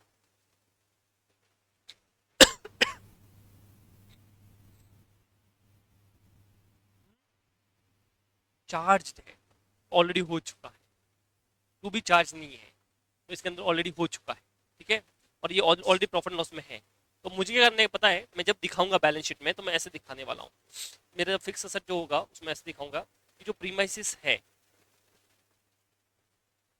मैं इसको ऐसे दिखाऊंगा, ग्रॉस डेप्रिसिएशन और नेट। नेट वाला ये बाहर का कॉलम का आ गया, जो है कि 133.55 है, 133.55 ये बाहर का आ गया। ठीक है, डेप्रिसिएशन मुझे पता है इसका 1,10,000, तो 1.10 डेप्रिसिएशन आ गया, तो ऊपर वाला ज़्यादा ही होगा, तो इसमें ऐड कर लो।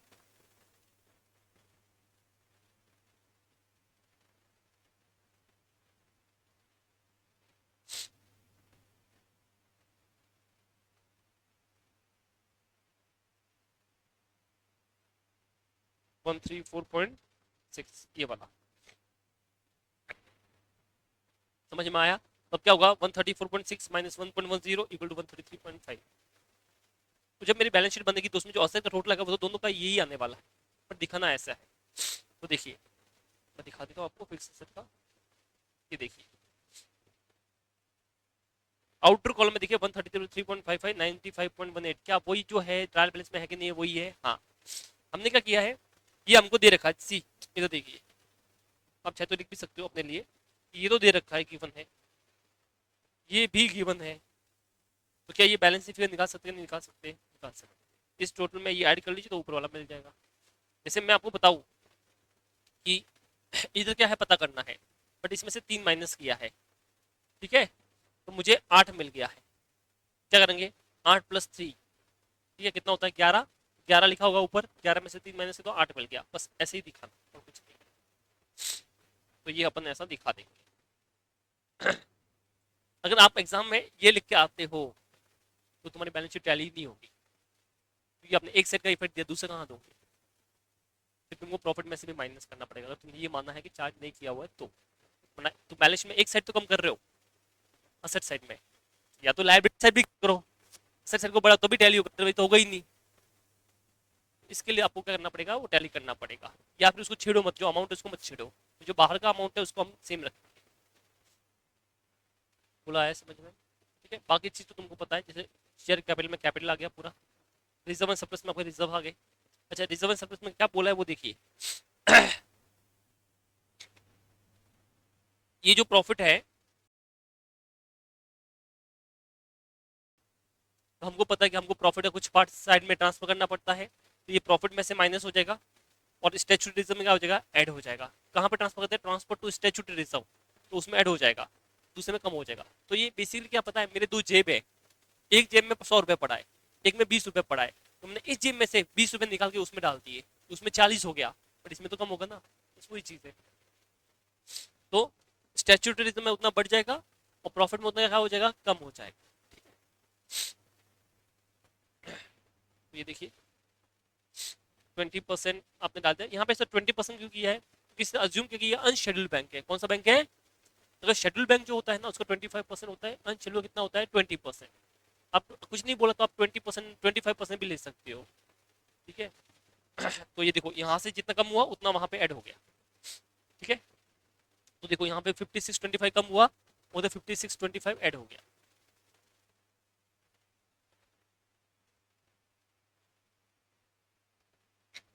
क्या हुआ,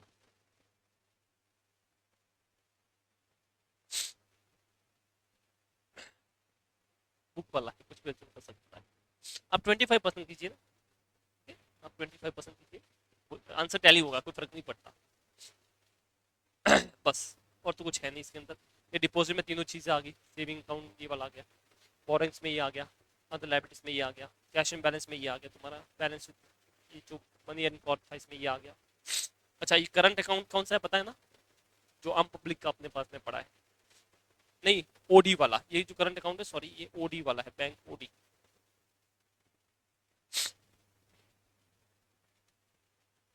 ठीक है। इसके ऑप्शन होते हैं, ये जो करंट अकाउंट है आप इसको इधर भी दिखा सकते हो, इवन एडवांसेस में भी दिखा सकते हो। तो ऑप्शन होता है कि यहाँ पे भी दिखाओ, यहाँ पे भी दिखाओ, तुम्हारी मर्जी वहाँ पे दिखा दो। फिक्स एसेट हो गया, कंटीजेंट लायबिलिटी में तुमको पता, मैंने बताया था कि ये दोनों चीज आ जाएगी, खत्म होगी।